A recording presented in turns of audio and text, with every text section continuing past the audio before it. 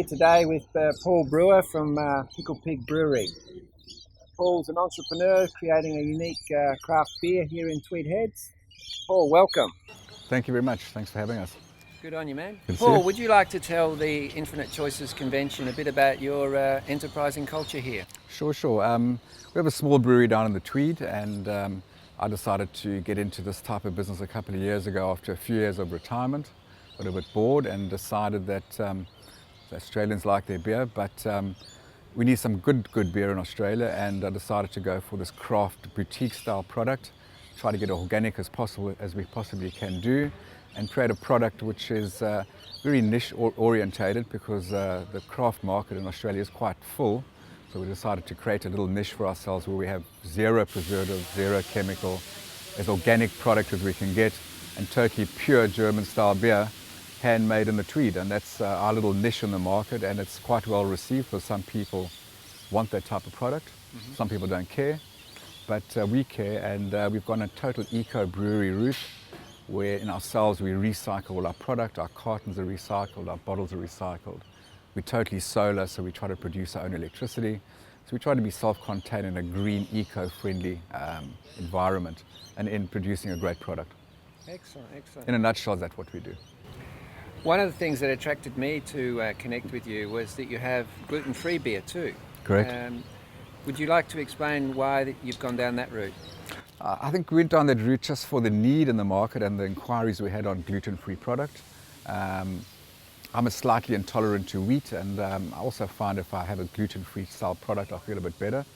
But I noted on the market, in the marketplace, what was available wasn't the best that I liked. So I travel a bit overseas, I do a bit of research. I went over to Singapore, just found out how to make a decent gluten-free beer, and we've ended up with a product which has been well written up in the local newspapers. The beer critics have got hold of it and find it as good as a normal beer. So since we've had some good editorial, and our sales are increasing markedly on that product, and we do a lot of business in the gluten-free product out of the brewery and at retail level throughout the Gold Coast and Brisbane.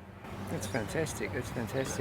And when you say the eco route you're going down, is those individual investments or strategies, are they manageable in maintaining the profit margins as well? Look, it does put a bit of strain on the margin, because going that route is a bit more expensive than making mass-produced, chemically induced products. So we are using the best that money can buy, and we are using a lot of organic style products. So it does put pressure on margins, but that's what we do. We don't charge a premium either. That's why we are getting vastly increased sales. We don't add that premium for organic to keep and increase our market share. So it isn't expensive, but it does put pressure on the margins, to answer your question. But that's what we do.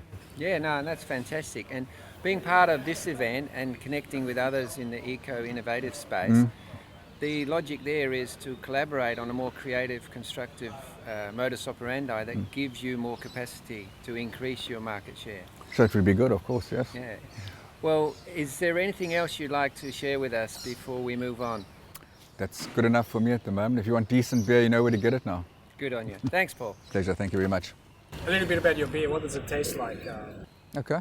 The flavours that come with it. Okay. Look, in terms of the beer range that we make from a non-alcoholic product, zero alcohol, all the way up to about an 8.5% beer. Predominantly all our beers are German, Dutch, and Belgian style beer. I find that's a great way to make a product. The Germans and Belgians know how to make a beer.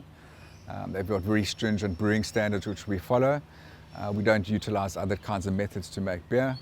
Our ingredients are premium ingredients, and we have from light pilsners, ginger beers, ciders, dark beers, golden ales, and very strong stouts. So right across the board, we're small and flexible, so we make a great range of products. In terms of our fun products, we do, depending on the fruit season, we can run a mango beer. We have a lemon and lime beer, which are quite unique to this brewery. So we play around and we can experiment quite a bit. We also, within the brewery, have our own printing labeling system. So we do private labels, commission brewing for other companies. We can print all the labeling and point of sale on site, as well as a picture of you on a label and you can have your own personalised beer, which we do a lot of for Father's Day and Christmas time. But in terms of our beer range, we're flexible, we experiment the whole time. I've just got back from a long trip overseas, and I've got some great new ideas just to put fun beers back together again and create different markets again. That's fantastic, and thanks for that information, because your inventive ideas capacity is choice. You're choosing to be more creative and inventive, and that's what this event's all about. Is there are good people, inventive, creative, industrial, creating better options and choices for people. Thank you, Paul. Pleasure.